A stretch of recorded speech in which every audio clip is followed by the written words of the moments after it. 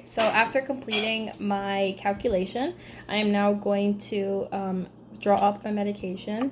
So I've had to get a new bottle as my prior bottle is empty. Okay, so this, I'm going to open this. Okay. And now, okay, so now I'm going to, so also, but I don't have any new syringes or needles, so I'm going to have to use ones that I've already opened. Okay, so I grab my my syringe, sorry, and my blunt tip needle. Okay, my syringe is 1 milliliters.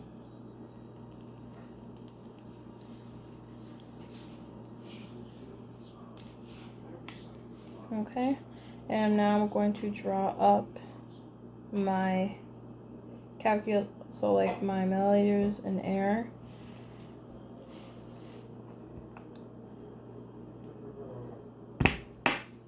And now I'm going to administer the air into the vial. And now I'm going to draw up a little more than what is needed, so I have time to prime, or space to prime.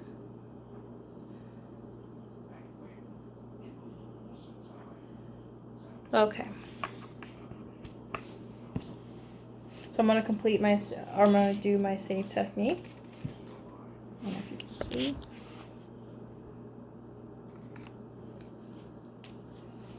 Okay, I'm going to get this bubble out of my syringe. Okay.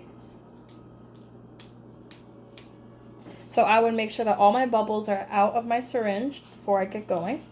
Okay, so now I'm going to change my needle into my sterile needle.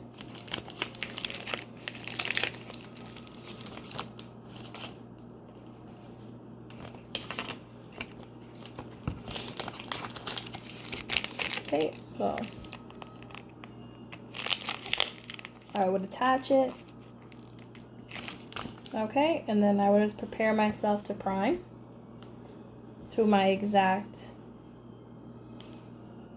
measurement, which is 0.65 milliliters.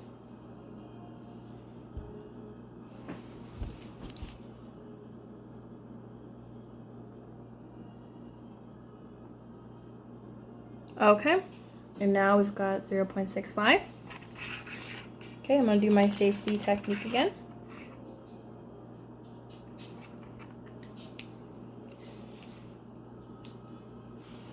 Okay, so now that I have my syringe full, okay, and now I'm going to complete my third MAR check. Okay, so with my syringe in hand and medication, I'm going to use my older medication with my label on it, as this one does not have a label on it.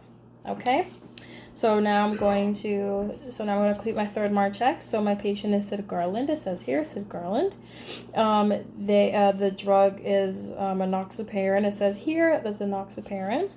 My dosage is 1 milligram per kilogram, but I know now that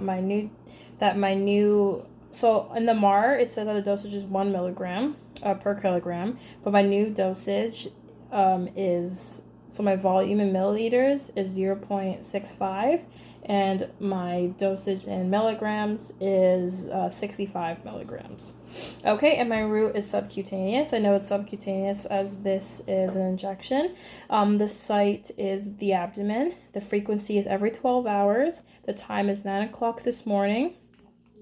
And the reason my patient is taking this is due to deep vein thrombosis. Okay, and after completing my last MAR check, I will now be completing a second calculation. So I have my sheet here. I'm going to flip it over. Okay, and I'm going to do my calculation again. So I would do my 65 kilograms, which is the weight that I'm given for my patient, times 1 milligram, as I want this to turn into milligrams. So that would come up to 65 times 1 is 65 milligrams. And then I would do 65 milligrams divided by 100 milligrams times 1 milliliter. I got the 100 milligrams of 1 milliliter from the vial. Okay, so I would do 65 divided by 100 times 1. And that would leave me with 0.65 milliliters. And I'm going to box my answers. Okay, so I would also now get an independent double check, and I'd get my cosigner to come review my calculations to make sure I can proceed. Thank you.